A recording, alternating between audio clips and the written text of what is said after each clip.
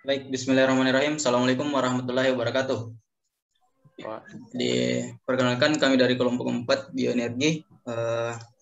Saya selaku moderator, nama Oleh Fendi dan pemateri. Dan ketiga rekan saya, yang pertama saya sendiri Muhammad Yusuf selaku pemateri. Saya Jerry Agus Salim selaku pemateri. Saya mau Rizka Sidki Lutfiandri selaku pemateri. Oke, jadi lanjut kita masuk ke materinya. Yang pertama kita bahas dari abstrak terlebih dahulu.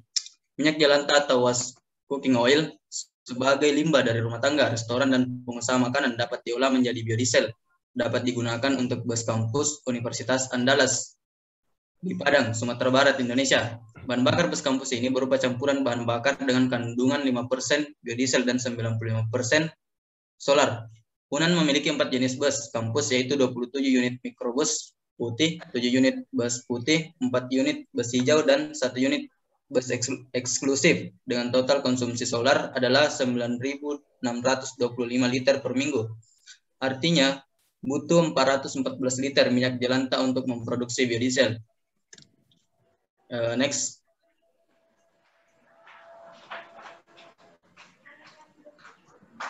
Pendahuluan.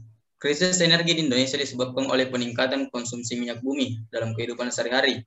Peningkatan ini disebabkan oleh bertambahnya jumlah kendaraan dan perusahaan industri. Selain itu, jumlah minyak bumi semakin menurun.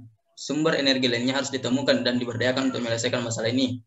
Pemerintah Indonesia telah membuat peraturan, yaitu Peraturan Pemerintah Nomor 5 Tahun 2006 yang mewajibkan pengurangan konsumsi solar, PP Nomor 5 2006. Konsumsi solar dapat dikurangi dengan menggunakan biodiesel yang dapat diproduksi menggunakan minyak jelantah. Berdasarkan peraturan ini, salah satu langkah yang dapat dilakukan adalah memanfaatkan minyak jelantah sebagai biodiesel untuk berbagai moda transportasi seperti bus kampus, universitas sebagai institusi pemerintah, evaluasi di berbagai aspek, dan penelitian ini meliputi aspek teknis, manajemen, dan ekonomi. Lanjut.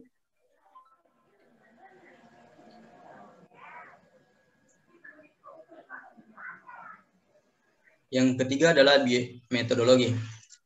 Biodiesel bisa didapatkan dengan mengolah minyak kelapa sawit, minyak jelantah, dan dihydrocarbons. Biodiesel merupakan tipe bioenergi yang baru dan terbarukan.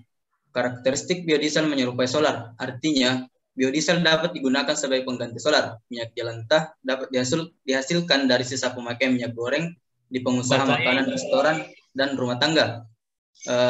Contohnya bisa kita lihat di penjual gorengan, mungkin minyak sisa itu bisa kita manfaatkan sebagai minyak jelantah yang akan diproduksi sebagai biodiesel. Jadi untuk materi selanjutnya akan dijelaskan oleh Saudara Lutfiandri.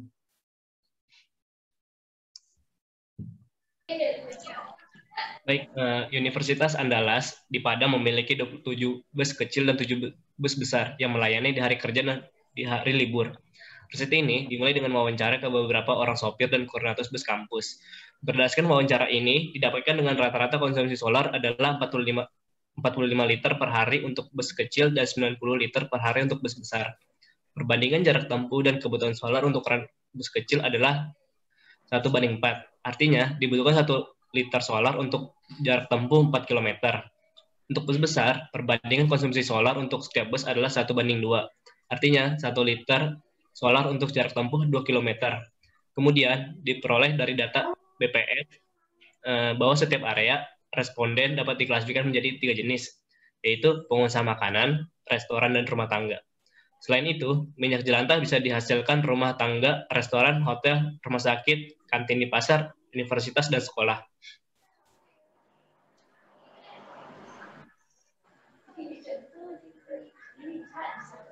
Lanjut. Metode esterifikasi dan transesterifikasi.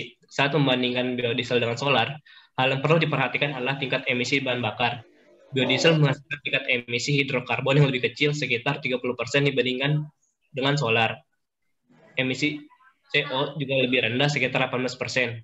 Emisi partikulat molekul lebih rendah 70%, sedangkan untuk emisi NOx lebih tinggi sekitar 10%. sehingga secara keseluruhan tingkat emisi biodiesel lebih rendah dibandingkan dengan solar, sehingga penggunaannya lebih ramah lingkungan. Selanjutnya akan dilanjutkan oleh Saudara Yusuf.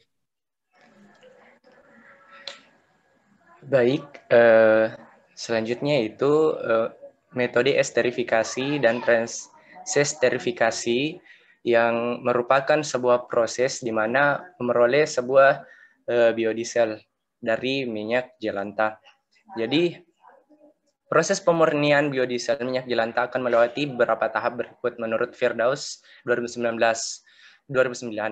Yang pertama, proses pemurnian minyak jelantah dari pengotor dan water content yang meliputi pembersihan minyak jelantah dari sisa-sisa makanan yang telah digunakan sebelumnya. Kemudian yang kedua, esterifikasi dari asam lemak bebas atau free fatty acid yang terdapat dalam minyak jelantah. Kemudian yang ketiga, transesterifikasi molekul trigliserida ke dalam bentuk metil ester. Dan terakhir itu pemisahan dan pemurnian. Sehingga kita mendapatkan sebuah minyak berupa biodiesel. Metode esterifikasi dan transesterifikasi digunakan untuk mengonversi minyak jelantah menjadi biodiesel. Esterifikasi menggunakan katalis asam seperti asam sulfat, H2SO4, atau asam klorida. Esterifikasi terdiri dari 4 tahap menurut Soeharto 2001, yaitu yang pertama, pencampuran asam kuat berupa H2SO4 atau asam sulfat atau asam kuat lainnya seperti HCl dengan alkohol metanol berupa metanol atau etanol. Kemudian yang kedua, pemanasan minyak yang mengandung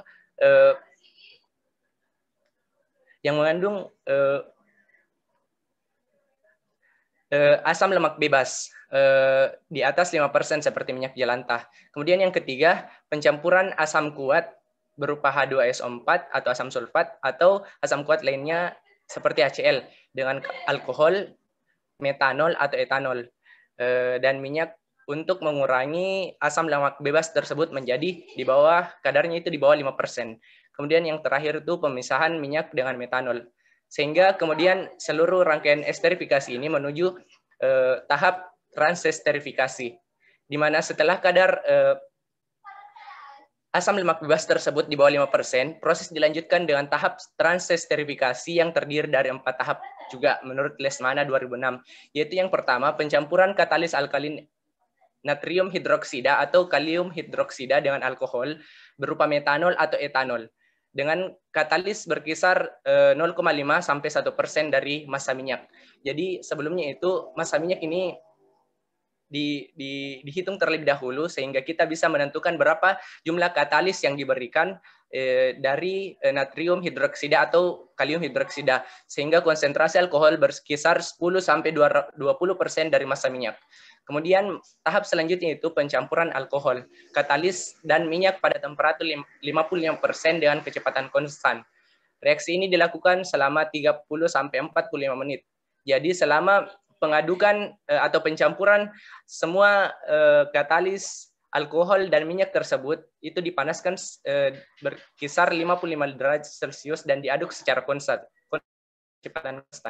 Kemudian tahap ketiga itu pemisahan campuran saat metil ester terpisah dengan gliserol.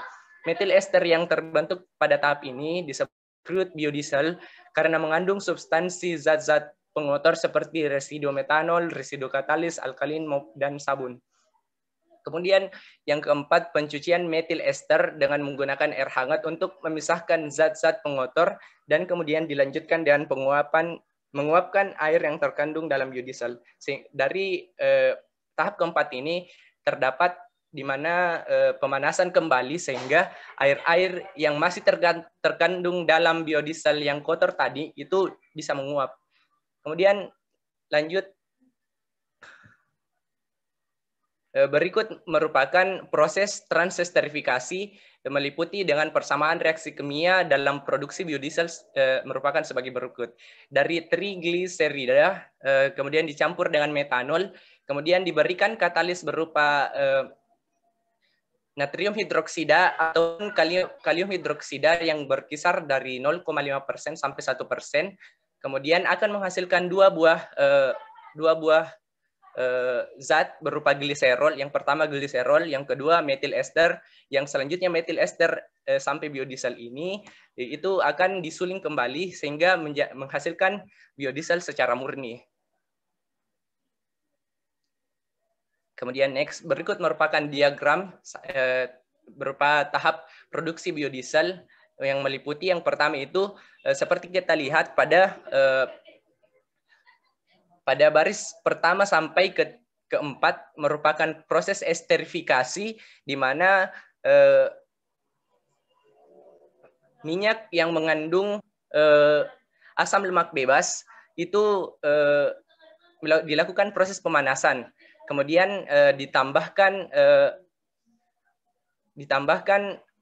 katalis berupa katalis asam kuat dengan metanol atau dalam bentuk alkohol, kemudian dicampur menjadi asam lemak bebas, kemudian katalis berupa asam, dan yang ketiga berupa alkohol. Kemudian proses esterifikasi ini kemudian menghasilkan dua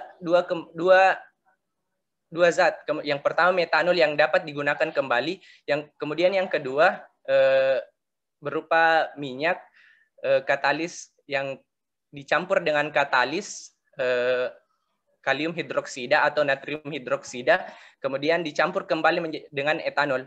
Kemudian hasil dari keseluruhan ini menghasilkan dua zat kembali, yaitu berupa gliserol dan metil ester biodiesel. Yang kemudian metil ester biodiesel ini kemudian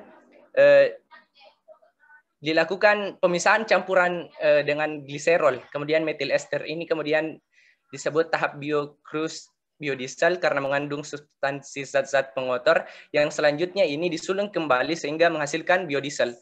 Jadi ini merupakan tahap produksi biodiesel, diagram blok dari proses menghasilkan biodiesel dilaksanakan dengan dua tahap, esterifikasi, kemudian yang kedua transesterifikasi. Terima kasih. Selanjutnya akan dijelaskan oleh Saudara Jerry Agus Salim. Baik, selanjutnya saya akan menjelaskan tentang hasil dan pembahasan. Hasil dan pembahasan ini kebanyakan lebih membahas kepada bagian dana dan biaya yang digunakan dalam pembuatan biodiesel ini. Yang pertama, bahan baku yang digunakan untuk pembuatan biodiesel dari minyak jelantah adalah minyak jelantah, yang mana bisa didapatkan gratis dari restoran-restoran atau fast food, ataupun biasa dihargai dengan harga Rp500 per liter. Yang kedua adalah metanol, seharga 5.000 per liter. Yang ketiga adalah NaOH atau natrium hidroksida yang bersifat sebagai katalis, yaitu 12.500 per kilogram. Konversi reaksi 93%, berarti setiap 1 liter minyak jelantah akan menghasilkan biodiesel sebesar 930 mili. Metanol yang digunakan setiap 1 liter minyak adalah 200 mili, sedangkan natrium hidroksida atau NaOH yang digunakan sebesar 5 gram setiap 1 liter minyak jelantah. Jadi biaya produksi total untuk menghasilkan 1 liter biodiesel yaitu pertama minyak jelantah 100 per 93 karena cacahnya 930 mili kali Rp500 menghasilkan Rp537,65. Metanol 200 per 1000 kali 5.000 kali 100 per 93 menghasilkan Rp1.075,27. Natrium hidroksida atau NaOH yang kira-kira dihargai dengan Rp100 per liter biodiesel.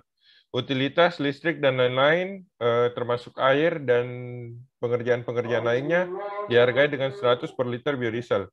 Jadi dari data sebelumnya dapat diketahui bahwa total dana yang digunakan untuk menghasilkan 1 liter biodiesel membutuhkan biaya sekitar Rp1.812,9.